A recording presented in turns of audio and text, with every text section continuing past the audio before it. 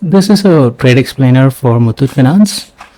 Again, Muthoot Finance was an open high stock, but I was looking at this stock for long based on the daily chart. If you look at it, so Muthoot Finance is in a tight range, and I was expecting that it will move up like it has done today. It looks like it's going to make a hand mine today, but let's look at the 15-minute chart now.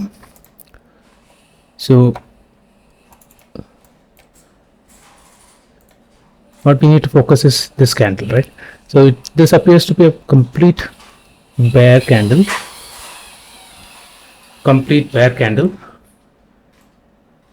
and immediately after that, what does the market do? It bounces back with ferocity, and in 3 candles it is regained. So what I did is very simple. I went long here as soon as this high was crossed. My stop loss was at the low of this candle, and my target is obviously the high of this candle. So this was a 1:8 risk reward trade. Just another example of how to use candlesticks for intraday trading for excellent risk rewards. I hope this was useful. If so, if you also found it useful, please like it, hit the like button, share it with your friends. Thank you very much. Bye bye.